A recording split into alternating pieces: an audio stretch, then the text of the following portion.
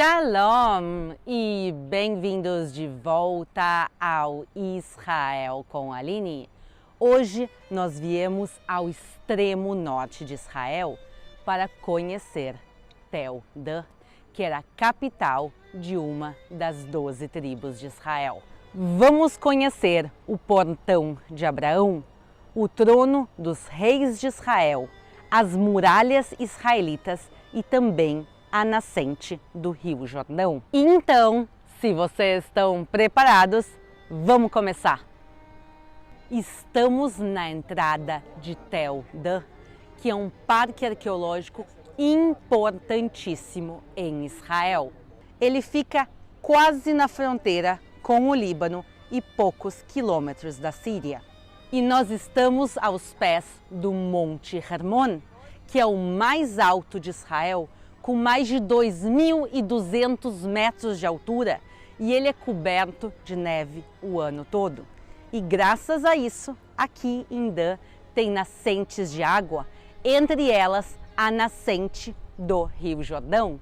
Vamos agora juntos conhecer ela. Vamos lá!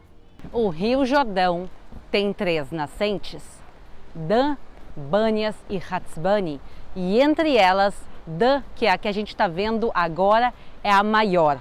Correm aqui 238 milhões de metros cúbicos de água por ano. Então, o degelo do Monte Hermon cria aqui muitas nascentes. A gente está vendo uma delas bem aqui. As nascentes vão se juntando para formar a Dan e depois Dan se transforma no Rio Jordão. E eu quero agora aproveitar para tocar na água de Dan junto com vocês.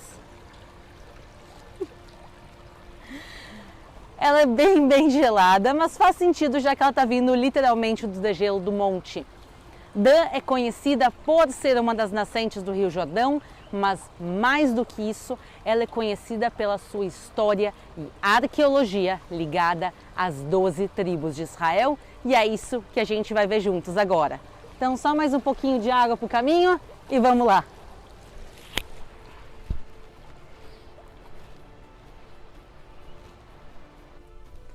O final do inverno está chegando.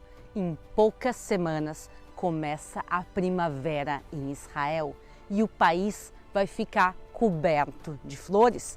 Mas a gente já pode ver algumas delas aqui. Estão vendo essas lindas flores amarelas? Que planta é essa? Essa aqui é a planta da mostarda, que está citada em Mateus 13. Outra parábola lhes propôs, dizendo: o reino dos céus é semelhante ao grão de mostarda, que o homem, pegando nele, semeou no seu campo, o qual é realmente a menor de todas as sementes, mas crescendo é a maior das plantas, e faz-se uma árvore de sorte, que vêm as aves do céu e se aninham nos seus ramos. E Jesus fala da planta de mostarda.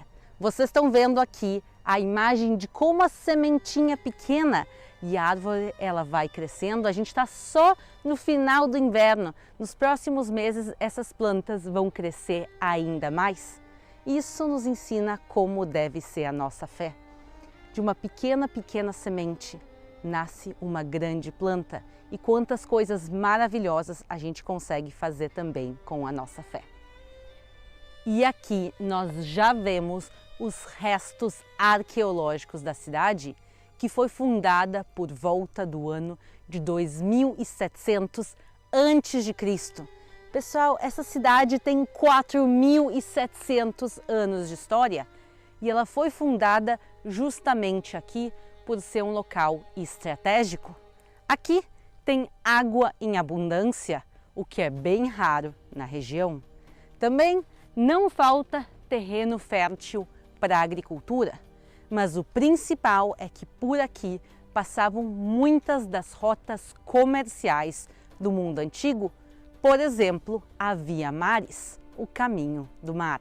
E ela era uma cidade canaanita pagã chamada Laís. É inacreditável estar caminhando entre casas de 3.000 e 4.000 anos, aqui que a população vivia. E a Bíblia nos fala tanto sobre esse tipo de cidade, sobre as cidades pagãs. Mas tem um local pagão canaaneu aqui sem igual, que ele é conhecido como o Portão de Abraão. E agora a gente vai juntos naquela direção ver o portão. Chegamos ao Portão de Abraão. Ele tem 3.770 anos. Ele era parte do sistema de proteção da cidade. Ele é feito de tijolos secos no sol. Ele tem 7 metros de altura e são 3 arcos. Nós estamos vendo o arco exterior. Mas por que ele se chama o Portão de Abraão? Porque naquela época estava acontecendo a Guerra dos 9 Reis. 4 reis da Mesopotâmia estavam lutando contra os 5 reis da cidade da planície. E nesse caso, poucos vão vencer a muitos. E quando os reis da Mesopotâmia destroem a cidade de Sodoma, eles vão saquear os seus bens e levar prisioneiros. E entre esses prisioneiros, Ló, o sobrinho de Abraão, vai ser levado. E tomaram todos os bens de Sodoma e de Gomorra e todo o seu mantimento e foram-se.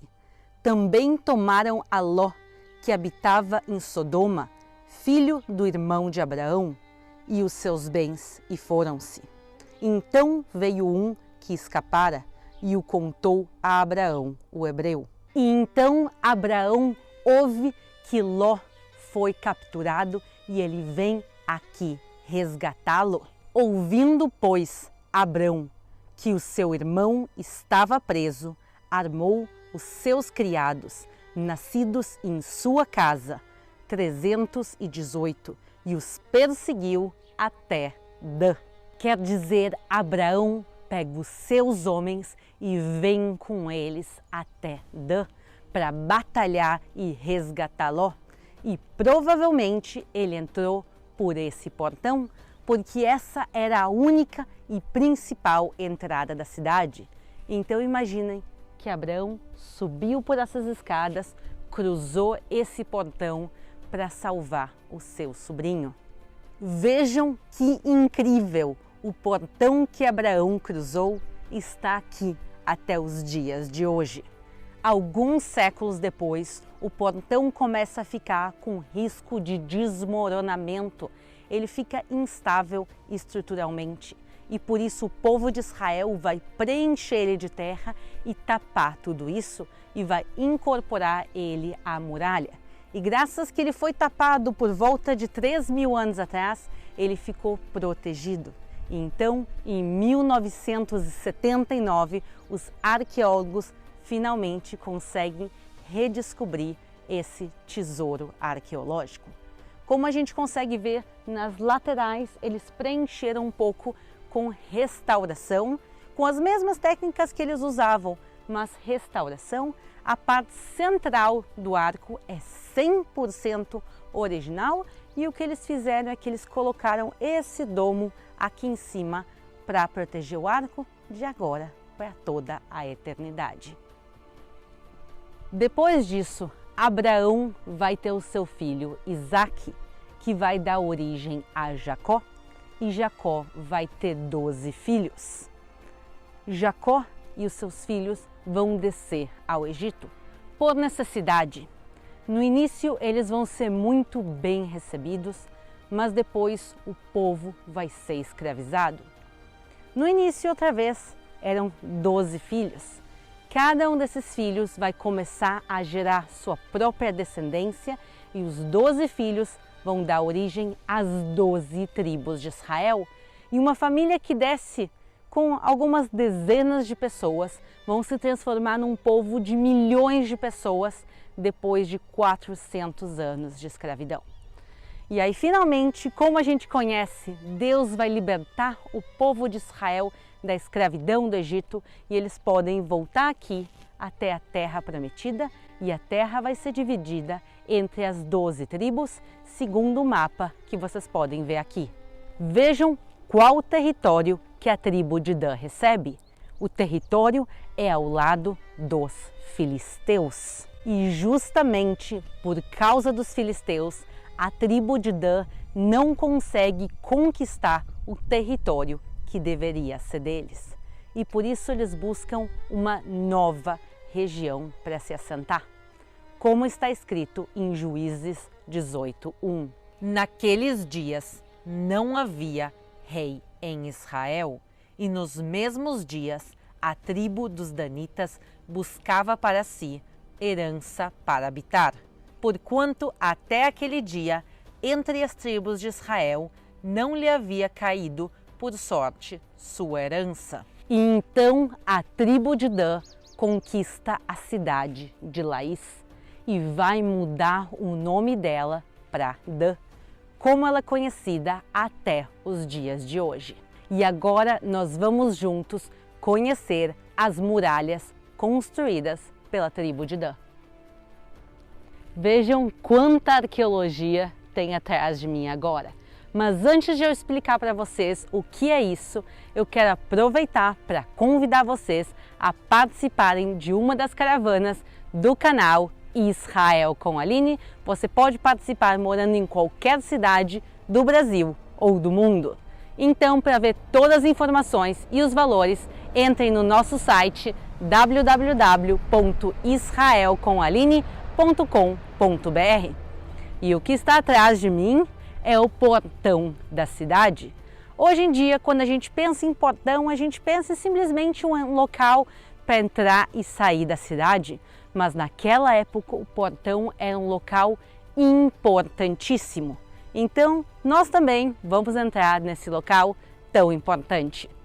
A Bíblia nos fala que nos portões é onde os reis se sentavam, onde os profetas falavam ao povo, julgamentos eram feitos e também os anciãos ficavam ali.